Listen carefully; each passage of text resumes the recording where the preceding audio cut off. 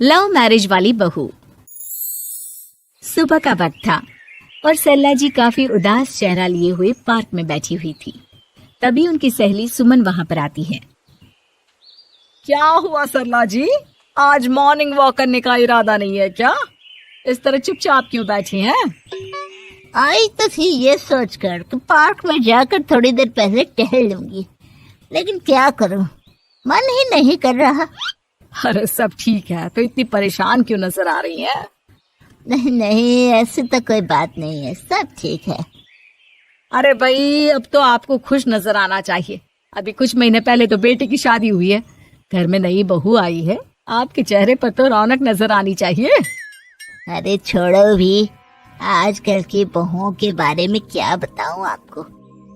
क्यों, क्या हुआ बहन जी, कोई परेशानी है क्या? कुछ किया क्या बहू रानी ने? अरे भाई, अभी तो शादी को 6 महीने हुए हैं। अब आपसे क्या छुपाना, आप तो जानती है मेरे बेटे ने लव मैरिज की है और मुझे ना इन लव मैरिज वाली बहुओं पर बिल्कुल भरोसा नहीं। ना जाने कब मेरे बेटे के कान भर दे।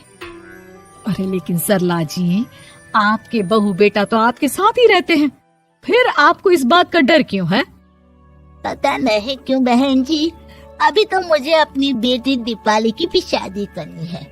बस इसी बात को सोचकर परेशान रहती हूँ। ये लव मैरिज वाली बहू पता नहीं कितने दिन परिवार में एडजस्ट कर पाएगी।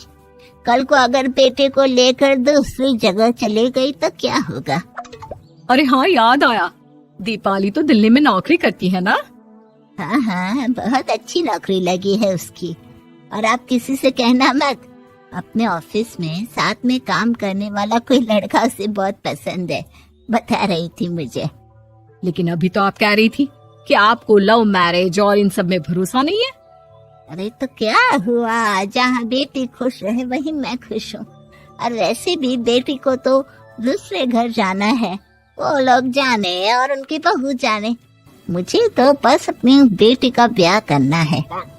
अच्छा अच्छा, ठीक है ठीक है, जैसी आपकी मर्जी। लेकिन मुझे लगता है कि आप अपनी बहू के लिए कुछ ज्यादा ही सोच रही हैं। क्या पता वो वैसी ना हो जैसी आप समझ रही हो। सरला जी अपनी जगह से उठते हुए कहती है, अब ये तो भगवान जाने, बस मेरी बेटी दीपाली की शादी उसकी पसंद से हो जाए तो मैं गंगा नहा लूं। चलिए बहुत देर हो गई है, मैं भी अब घर जाती हूँ। अच्छा अच्छा ठीक है, मैं भी चलती हूँ। अगले दिन जब सरला जी अपने घर पर बैठकर चाय की चुस्कियां ले रही थी, तभी उनकी बहू वहां पर आती है। मम्मी जी, मैंने एक जगह नौकरी के लिए अप्लाई किया था और वहाँ से सब कुछ पॉजिटिव आया है। मैं भी नौकरी करना चाहती हूँ ताकि घर के खर्चों में थोड़ा हाथ बटा सकूं। अरे बहू, तुम्हें नौकरी करने की क्या जरूरत है? मेरा बेटा अच्छा खासा कमाता है, क्या तुम्हें किसी बात की कोई कमी है? तभी सरला जी का बेटा वहाँ पर आता है। नहीं माँ, उसे किसी बात की कमी नहीं है, लेकिन वो इतनी पढ़ी लिखी है और अगर नौकरी करना चाहती है तो हमें उसे नौकरी करने देना चाहिए। कुछ पैसे घर में आएंगे, हम सबकी मदद हो जाएगी।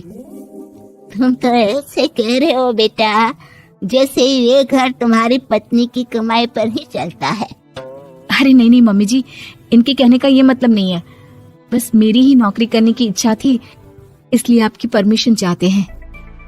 अब भाई, मेरा बेटा तुम्हें लव मैरिज करके घर में लाया है, मैं तुम्हें कुछ कैसे कह सकती हूँ? जो मर्जी आए करो। सरला जी का बेटा और बहू वहाँ से चले जाते हैं। अब उनकी बहू नौकरी करना शुरू कर देती है। कुछ ही दिन बाद सरला जी की बेटी दिल्ली से अपने घर आती है और अपनी माँ से कहती है, माँ, मैंने आपको बताया था ना, मुझे अपने ऑफिस में साथ काम करने वाले एक लड़के से बहुत प्यार है, मैं उससे शादी करना चाहती हूँ। माँ, हाँ हाँ, तो मैंने कब मना किया? अगर तुम उसे पसंद करती हो तो उसके घर वालों को कहो, हम आपस में बात करके तुम्हारी शादी तय कर देते हैं। अरे लेकिन माँ, एक बहुत बड़ी परेशानी है। क्या परेशानी है बेटा? माँ, वो लड़का बहुत अच्छा है, लेकिन कुछ ज्यादा ही पैसे वाले घर से उसके माँ बाप। उन्हें मेरे और उसके रिश्ते से वैसे तो कोई परेशानी नहीं है, लेकिन वे चाहते हैं कि शादी 5 स्टार होटल में हो। अरे ऐसे कैसे, हम तो मिडिल क्लास लोग हैं, हमारे लिए 5 स्टार होटल में शादी करना कोई आसान काम थोड़ी ना है। लेकिन माँ, मैं क्या करूँ? मैंने उनसे बात करने की बहुत कोशिश की, बस एक इसी जगह बात अटक गई है। साफ साफ कह दो बेटा, शादी करनी है तो ठीक है, लेकिन ये 5 स्टार में शादी करने वाली शर्त मैं नहीं मान सकती। अरे कैसी बात कर रही हैं आप मम्मी जी?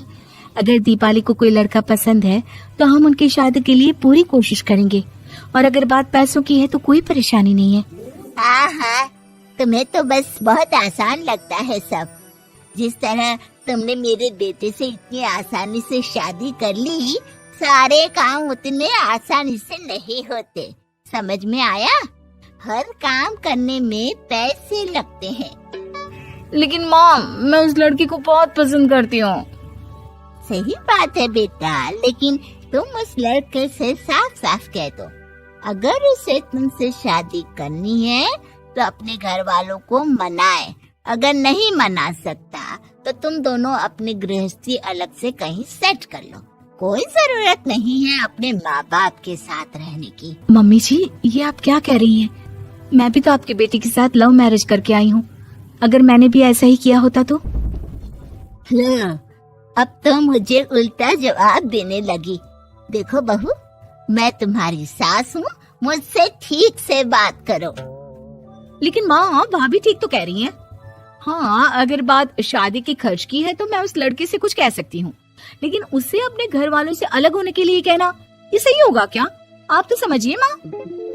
और वैसे भी मम्मी जी, मैंने कुछ महीने पहले जॉब करना शुरू कर दिया था और अपनी पूरी सैलरी बचा कर रखी है।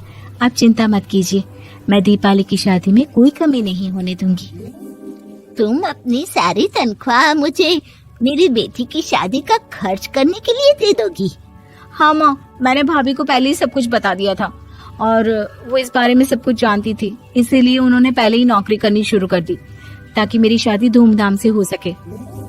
तभी सरला जी का बेटा वहाँ पर आता है। देखा माँ, जैसा हम हर समय समझते हैं वैसा होता नहीं है। आपको लव मैरिज करने वाली बहू से नफरत थी ना, लेकिन अपनी ही बेटी की लव मैरिज पर आपको कोई एतराज नहीं था। ये तो गलत बात है ना। हाँ बेटा, सही कह रहे हो तुम। बहू, मुझे माफ कर दो, मैंने तुम्हारे बारे में गलत सोचा। आज से मैं बहू और बेटी में कोई फर्क नहीं करूंगी, और अपनी लव मैरिज वाली बहू से तो बिल्कुल नफरत नहीं करूंगी।